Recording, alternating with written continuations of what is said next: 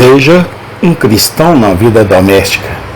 Parte 01, 5 de março de 2024.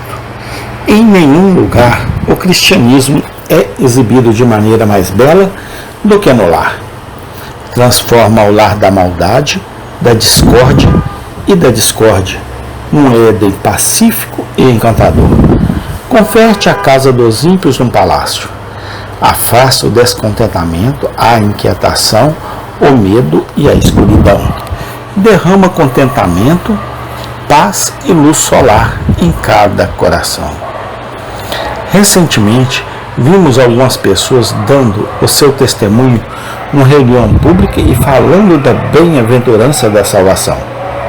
No entanto, em seus lares, nós os encontramos irritados, impacientes e briguentos, o que é muito diferente do céu. Mas, graças a Deus, o verdadeiro cristianismo traz um céu ao lar, bem como a vida pública. O cristianismo é Cristo no coração. É onde Cristo está, aí está o céu. Consequentemente, um cristão tem um céu dentro de si. E ele tem esse céu em casa e no exterior. Louve a Deus! O cristianismo na vida doméstica faz tudo. Amor e bondade entre irmãos e irmãs. Amor e obediência entre pais e filhos. Amor, paz, harmonia, honestidade e fidelidade entre marido e mulher. O cristianismo faz um lar, um céu. Um lar cristão onde tudo é amor, ternura e devoção. É o lugar mais doce e sagrado da terra. Um lar onde o cristianismo é coroado como rainha em todos os corações. É um Éden. O coração de Deus se enche de alegria ao contemplar tal lar. Sua presença habita lá e faz com que este lar seja um belo oásis neste mundo deserto de pecado. Infelizmente, essas casas são tão poucas. O pecado destrói a felicidade do homem e da mulher e faz de muitos lares um foco de discórdia, conflito e confusão. Jesus veio para eliminar o pecado e estabelecer na terra a paz e a boa vontade para com os homens. O dever do marido para com sua esposa. A Bíblia diz ao homem qual deve ser o seu comportamento para com a sua esposa. E o cristão deve viver e fazer exatamente o que a Bíblia diz, sem qualquer modificações. O leitor já concordou comigo que ter uma experiência cristã é viver uma vida cristã? O marido deve considerar a esposa como o vaso mais fraco e, assim, dar-lhe honra, apoio e proteção.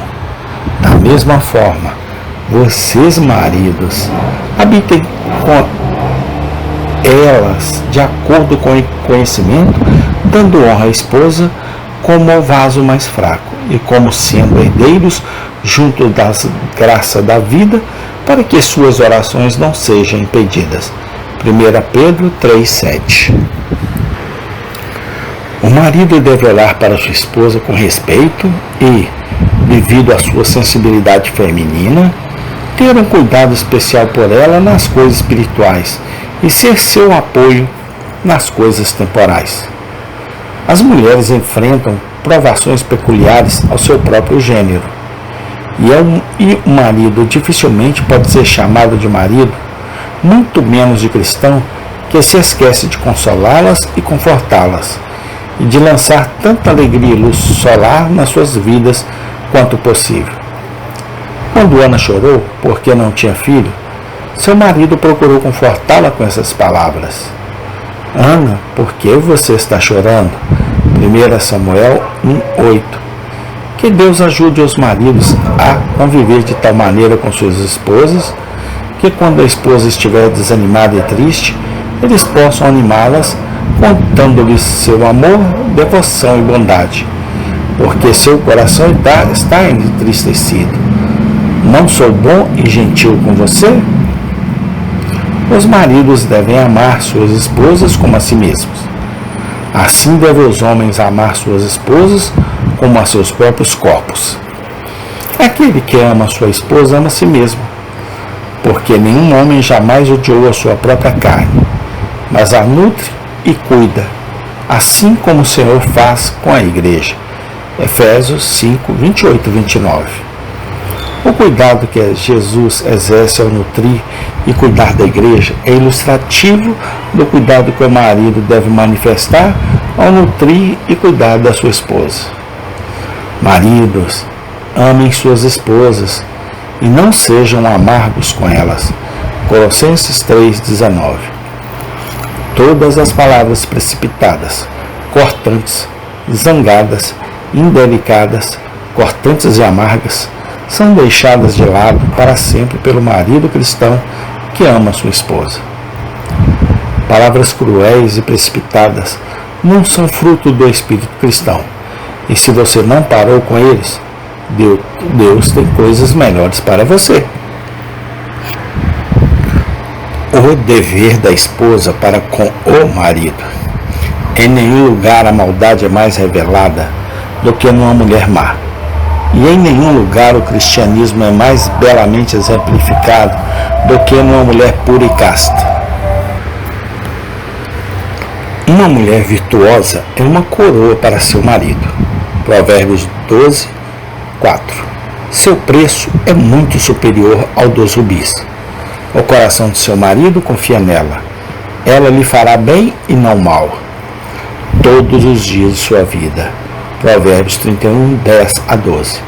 Essas palavras são lindas e devem encorajar a esposa a uma vida de fidelidade e devoção, para que ela seja uma coroa para o marido e seja valorizada muito acima dos rubis.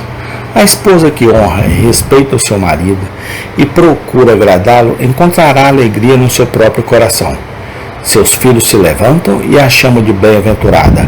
Seu marido também, e ele a elogia. Provérbios 31, 28.